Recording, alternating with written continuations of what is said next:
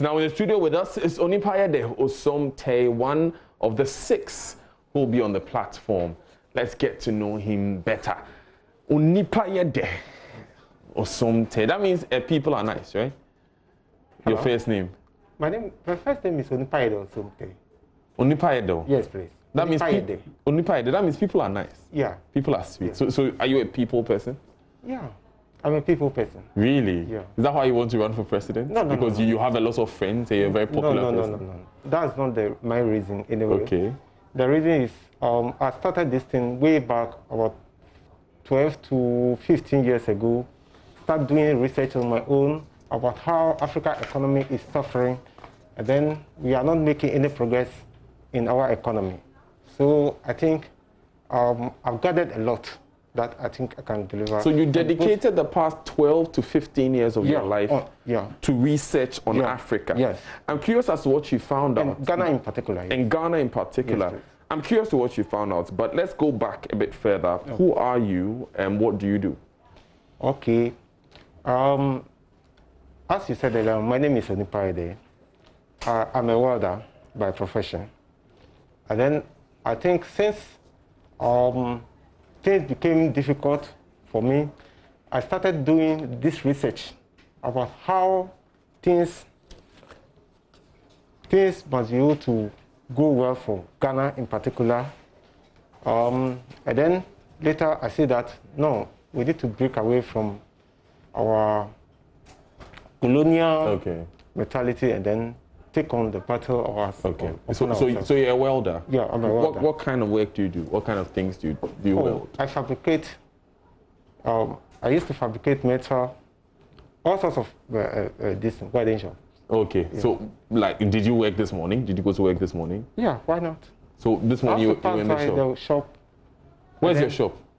Oh, my shop is at, I have 2 shops. One is at Accra here and then Eastern region. Okay. Yeah. Okay. And so do you weld cars and you do fabrication? No. I do fabrication.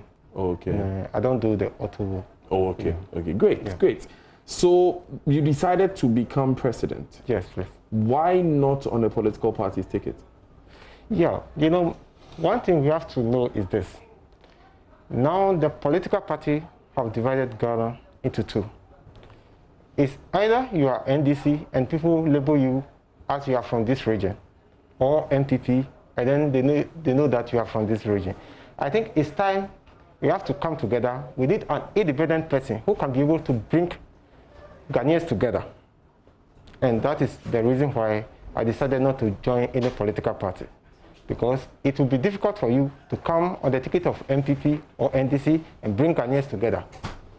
So you are seeking to unify Ghana? Yeah, that is what leadership is all about. You know, if you want to be a leader, you don't have to have all the ideas about how things are supposed to work.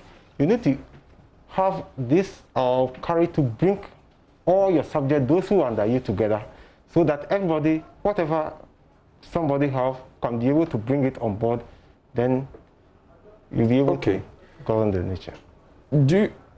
Let me ask this straight. Do you know how many people are in government at the moment?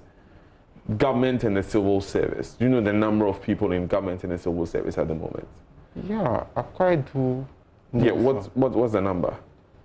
I mean, the number of people in the executive arm of government. If you add the number of ministers, the number of MCEs, the number of SOE CEOs, did you have an idea what number we have? No, I cannot tell you. I mean, it's fair. It's fair. Yeah. I'll help you. The number of DC is at 254.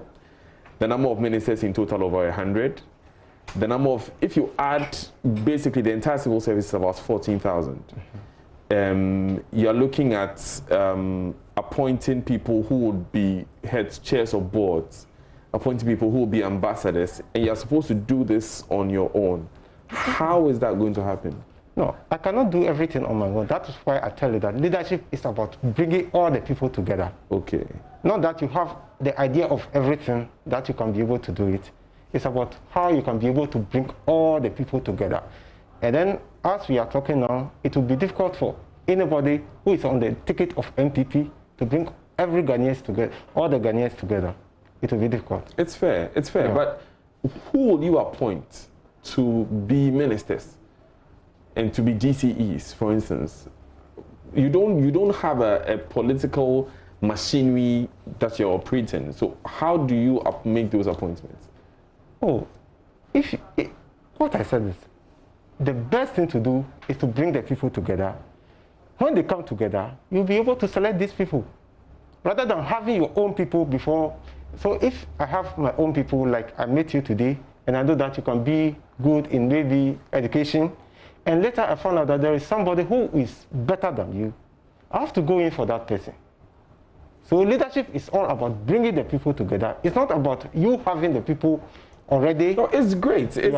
I get the concept, but practically on the ground, tomorrow, Onipayede is president. Yeah.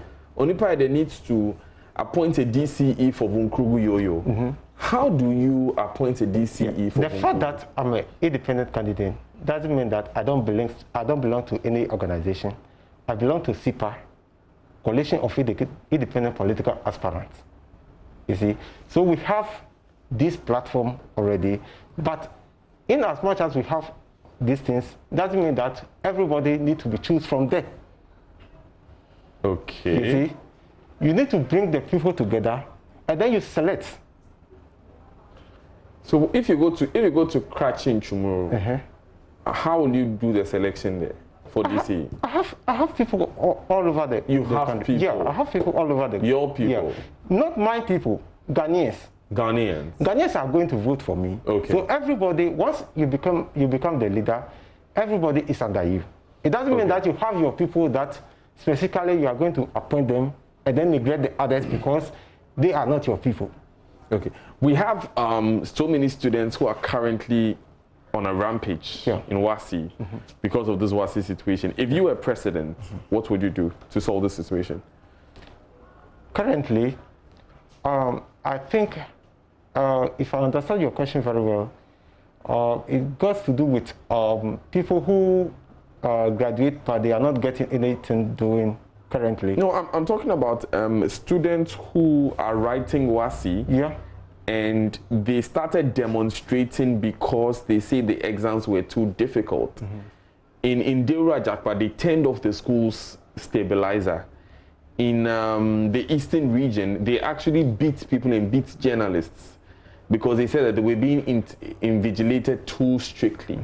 So if you were president, what would you do about the situation? Yeah, if I were the president today, one thing we have to know is because of the let me say the promise that they gave them.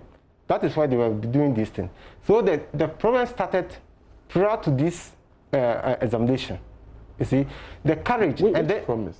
What they are doing now.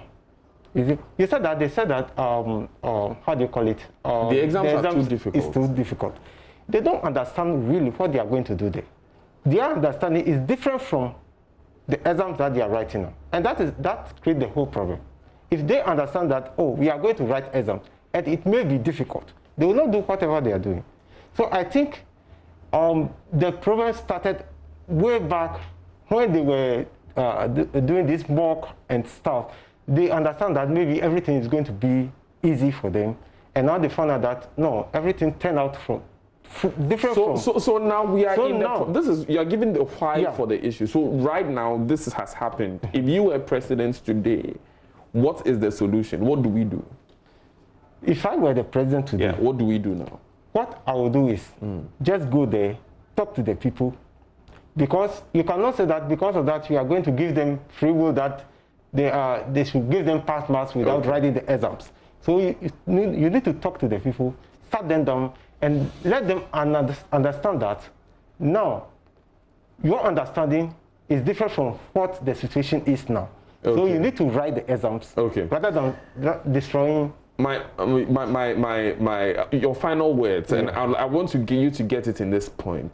45,000 people have lost their jobs because of COVID-19. 770,000 people have had salary cuts because of COVID-19.